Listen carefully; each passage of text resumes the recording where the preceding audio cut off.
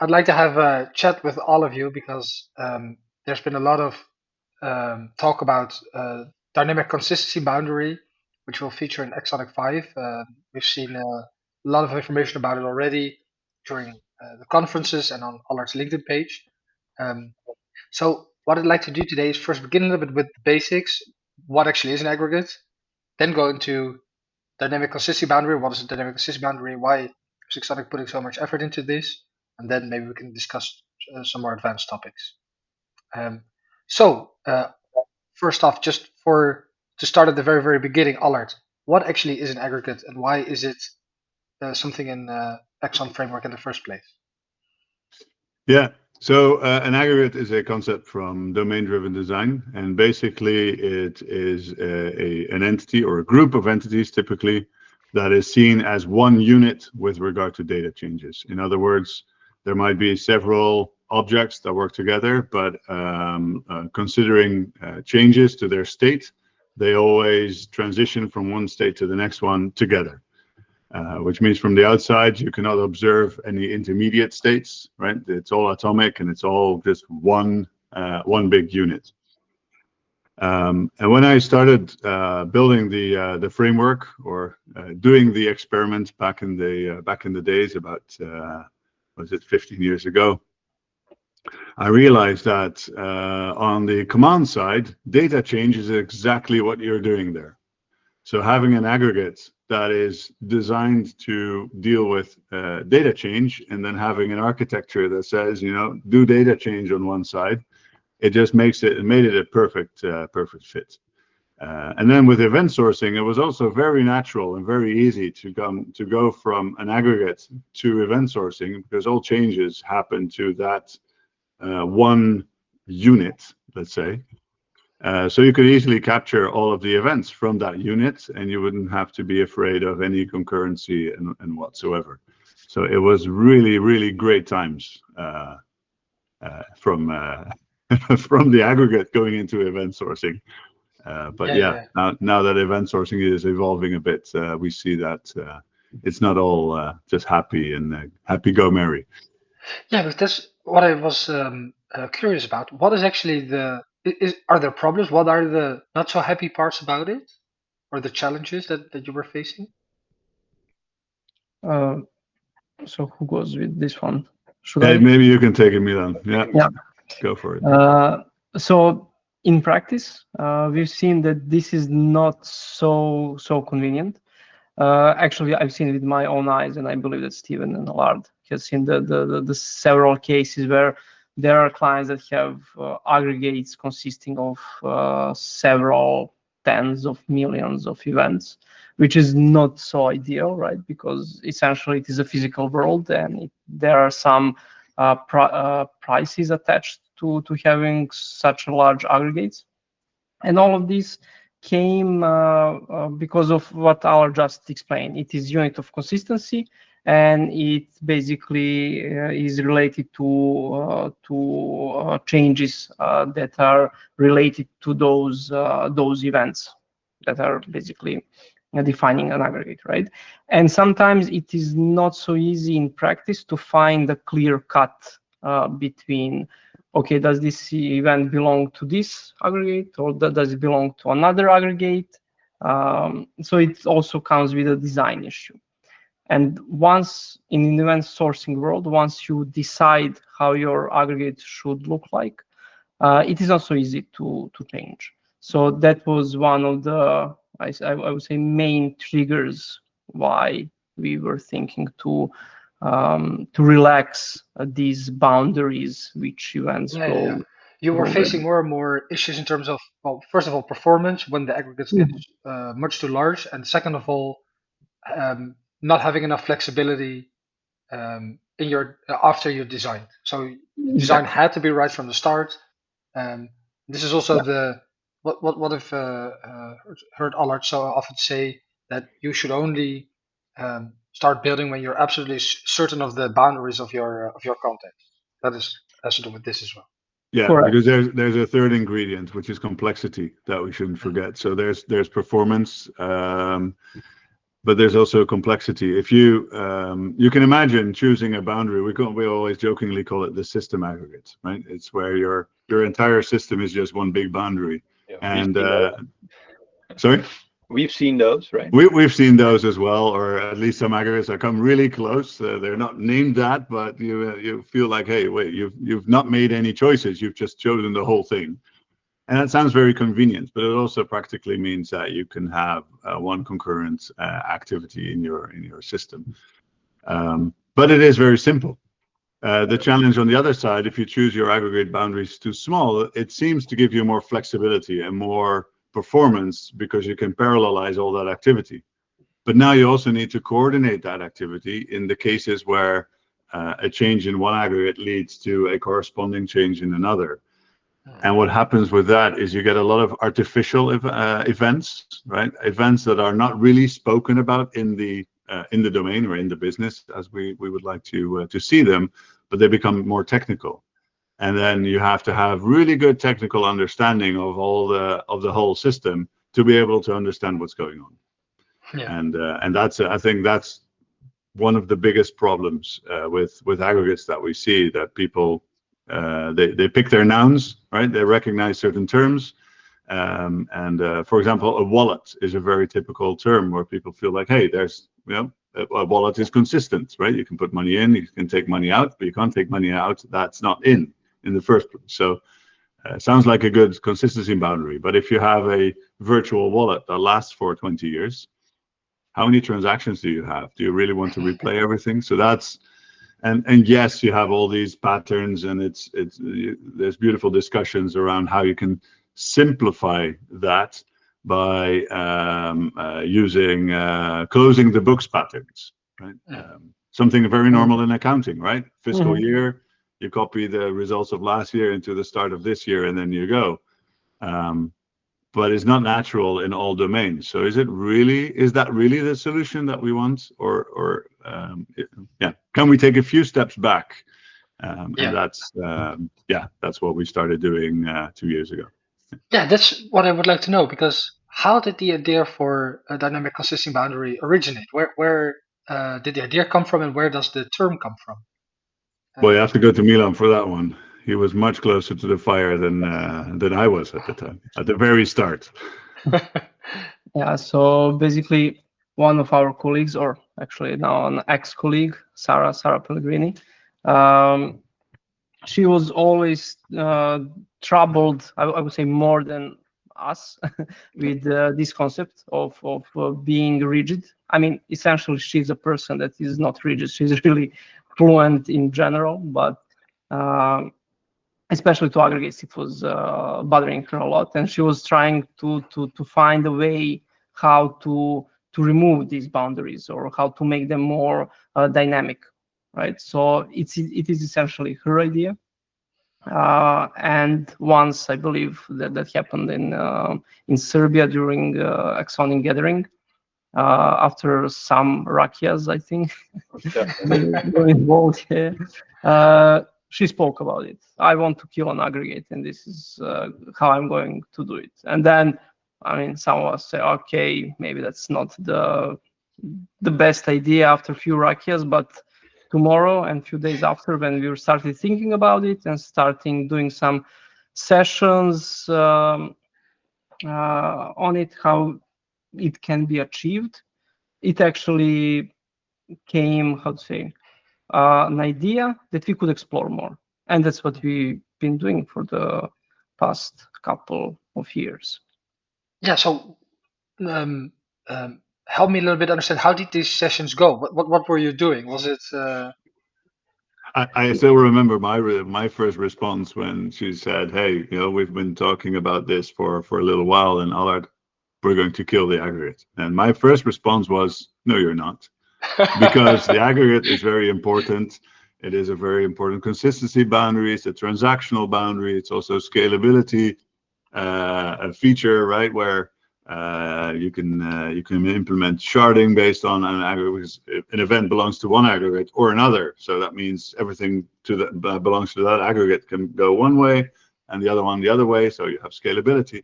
This is exactly, and that's exactly why.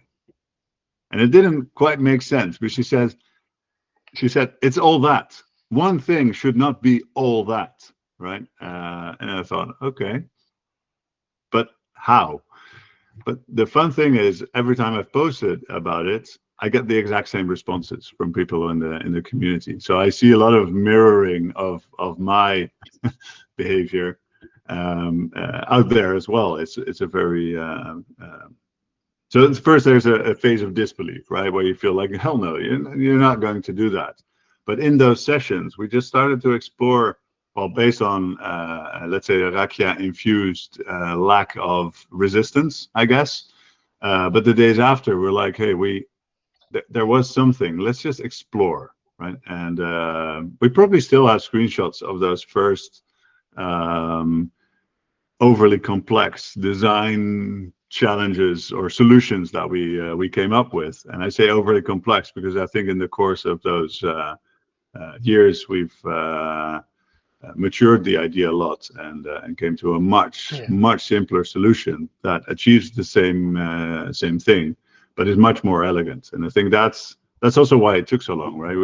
We don't want to rush it and say, let's just get rid of it and find an alternative. The alternative has to be better than the original.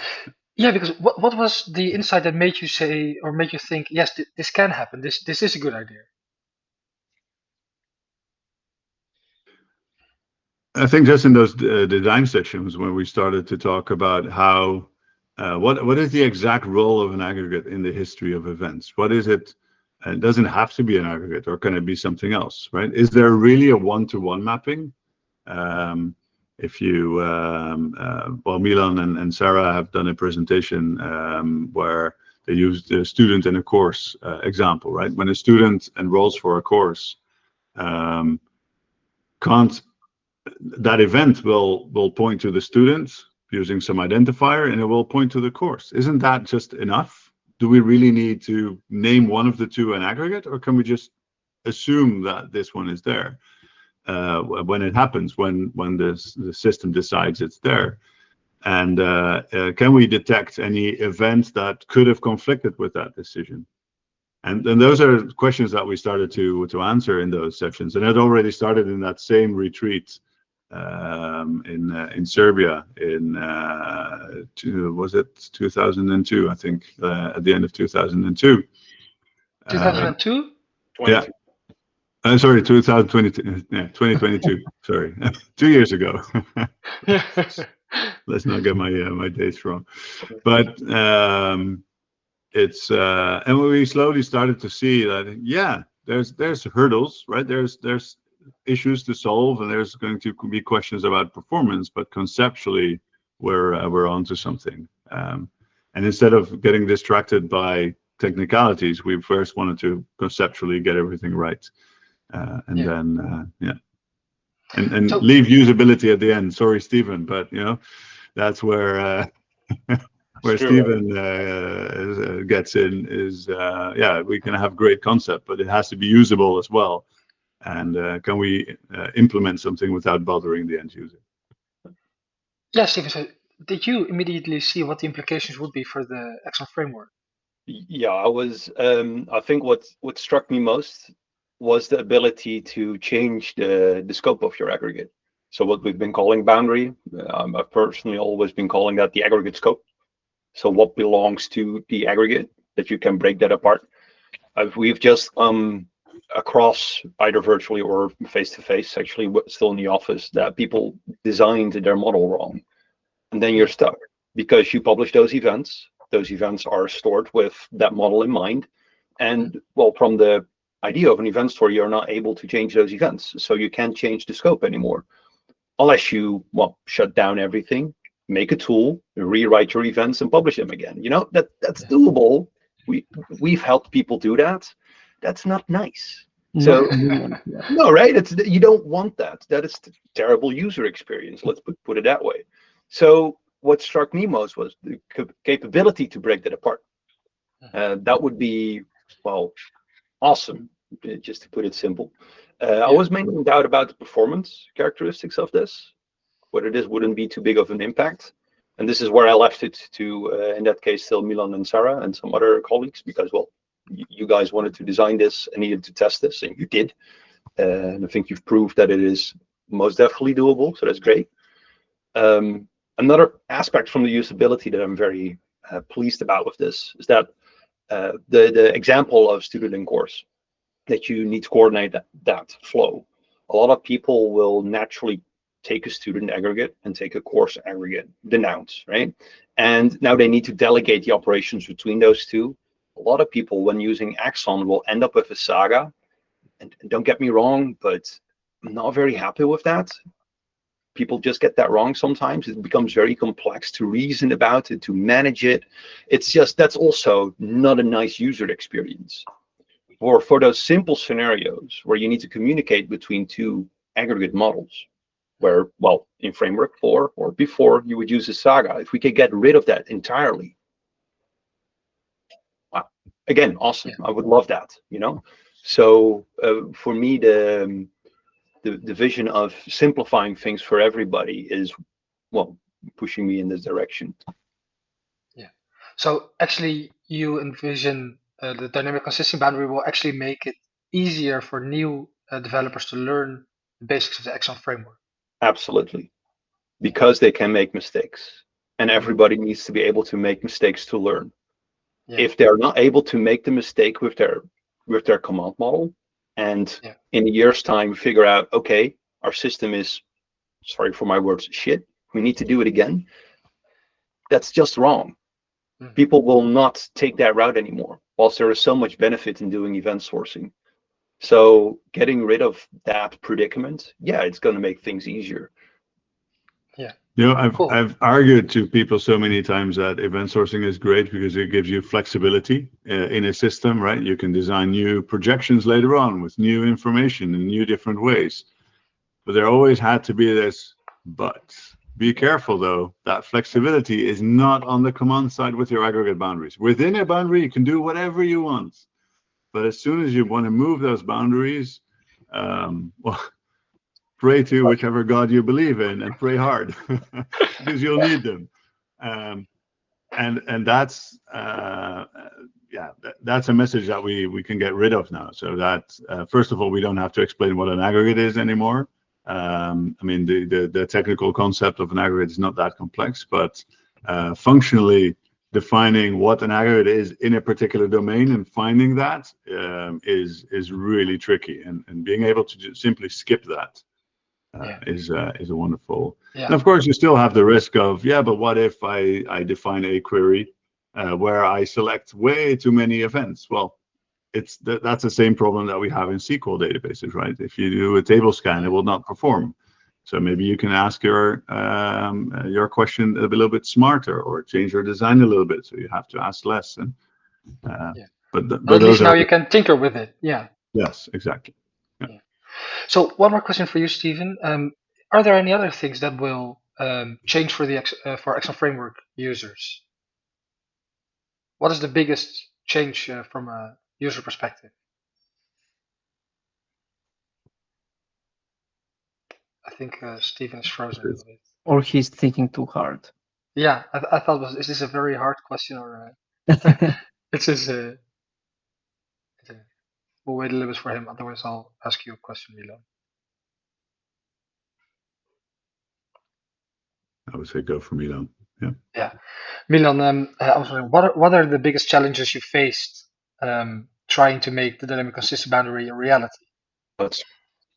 Yeah, he's still back. I think so. I heard you all the way, by the way.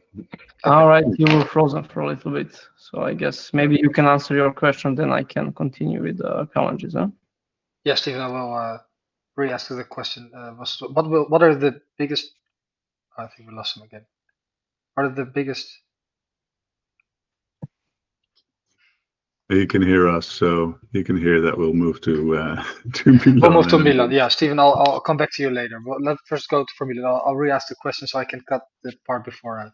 So Milan, what are the biggest challenges implementing dynamic consistency boundaries? The dynamic consistency boundary. What was the hardest part for you, or the biggest challenge to overcome? So of course, I mean, when you have rigid boundaries, then it is a little bit easy for you to envision where the conflicts would go, right? Essentially inside that boundary. But when you have dynamic boundaries, then it is not so easy to detect what conflicts with what. So that was our first challenge. And of course, one of the biggest challenges there was the performance, right? We had some ideas. So before DCB, we were thinking about implementing multi-indexing inside Axon server. We just didn't find a really, really good reason for it, although it is a great feature, but it was just not so how to say apparent to us that it is really necessary for the clients. But when DCB came out, we started thinking a little bit more about this idea, and that's basically when we said, oh, okay, maybe we should invest a little bit more in how we index stuff and how we are going to retrieve that stuff fast enough so the performance on the command side does not hurt our users. So yeah, I would say those were the biggest challenges. And of course, everlasting challenge is the API, right? Because on the Axon server side, you still need to have an API that is usable by people that are not using Axon Framework. So it should be really apparent to any consumer of the API how to deal with it and how to use it without making a lot of assumptions, making a lot of mistakes in your design, etc., etc. Yeah. Okay, I have a few more questions that are a little bit further away from dynamic consistency boundaries and a little bit more back to how you envision Axon Framework in the longer term. So I understood that aggregates, of course, a concept from DDD, Allard, you mentioned in the beginning. Does this also mean that we're making the aggregate dynamic, that we're moving a little bit outside of the DDD space? Does this loosen the link between Axon and DDD? That's a difficult one to answer with a straight yes or no. Just any, yeah. If anyone who knows DDD knows that the only correct answer to all questions is it depends. No, we will not. I mean, DDD in the end is a combination of pretty sensible design patterns, right? Especially in a world of microservices, or a world of monoliths, where we're going back to right now. There's some really important concepts in there, and I think the aggregate will not die. It will be there, but it will have a completely different role in the entire design. It will not be your starting point for your event stream anymore. It will just be you might have a combination of objects that, with regard to data change, is still one unit, but it will not be the dominant figure anymore. It's maybe we shouldn't have called it killing the aggregate, but expelling the aggregate, right? It's still alive somewhere on St. Helens, or pick some small island somewhere. Let them live there with a few cases of cognac, but.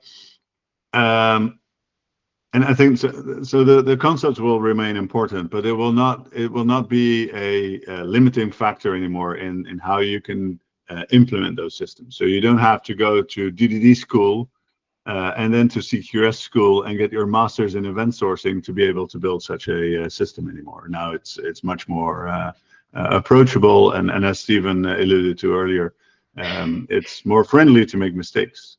And I want to emphasize one thing about mistakes. We don't make mistakes on purpose, and it's not always due to our own lack of knowledge. Sometimes it's just the domain evolving, and then we realized the decision we made 6 months ago with the information we had 6 months ago is something I would not have made had I known the information of today. So it's those mistakes happen as well, and they are actually very, very frequent in software. Yeah. Yeah, so Steven, before you froze, I want to ask you another question, and that was, what are the things that will change most for framework users, other than having more fault tolerance or a more resilient design? I think so. What's currently in Framework 4 should remain. So if people have an aggregate that they're happy with, nothing wrong with that. You don't have to kill that aggregate, or you don't have to evolve that aggregate. I was just thinking, Allard was saying, evolving the aggregate. That's what it is, right? Essentially, that they should be able to evolve it as you learn new things and adjust. It's just added functionality. And sure, under the hoods, a lot will change. So for us, it's still a lot of work because the way how things are stored needs to change. But that's part of using a framework. We do that. You don't have to do that. Yeah. So. Cool. Yeah, absolutely. Okay, so yeah, Milan, absolutely. Yeah.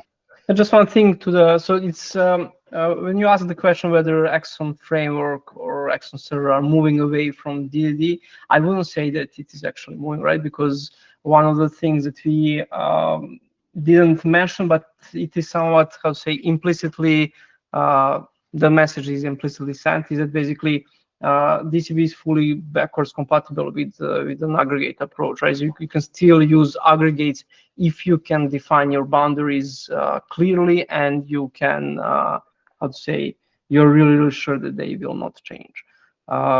It is still absolutely viable thing to do, but now with DCB you can also change them if necessary. So, yeah. Well said. So, what have the reactions been so far from the community? Goes all ways, right? Yeah. To, oh my God, this is great, to what the hell are you saying? Yeah. No, yeah. Yeah. Yeah, so there's some people that already put the decorations on to celebrate, and there's other people that say, "Hell no, this not going to happen, impossible." Where that group, I recognize my initial reaction, and so that's always fun, and it's always interesting to see how discussions and also how perception evolves as you have a discussion. Yeah. With someone from the community. Yeah. And it's how to say, people that are mostly afraid are afraid that this will bring chaos to their domain, so that you cannot anymore group stuff together. So DCB is not all about that. It's not about bringing chaos, right? It is about so all good practices that you were using so far for defining your boundaries still apply here. Now the only change is that they are not rigid anymore, so they are a little bit more fluent, and things can overlap between your domain objects, etc., etc. So yeah. I mean, common sense still is still on, I would say. Yeah. And is there anything that you are curious about to hear from the community? What would you like to ask the community, or anything that you are wondering about? I personally, I love to hear about either, well, typically they're horror stories, but they could also be just lucky stories of doing an aggregate design and regretting from it. Like what kind of change did you have to deal with that you felt was not possible? Because those stories help us to, as sort of a test case, like say, hey, if we have this, would it be different with DCB, or do we have the same problem now? Right, so I'm very much curious about those stories where, as your application evolved, how did the evolution of your aggregates move along? Yeah. Steven and Milan, something to add to that? I think that's a very good one. I mean, that's going to help us drive the direction we take. I think I'd also be curious. I mean, we know we shared some benefits we see when doing this. Maybe listeners or readers have other benefits in mind that they gain from this. Might also be valuable. Okay. Yeah. Both of these are really valuable. I think I would like to add, I mean, this is just out of the curiosity, right? For people that have never seen event sourcing and then they would like to move to event sourcing, so they don't know anything about how you should design your event source system. Does this make sense? And when they if they never heard about aggregates and they just hear about consistency boundaries, does this make sense to them? Yeah, good question as well. Yeah, and how should people reach out to you? Where can they find you or contact you? For me, the easiest on LinkedIn. Yeah. LinkedIn. Allard, LinkedIn. Yeah. Steven, you as well. Okay. Yes. Yeah, for me as well. Okay.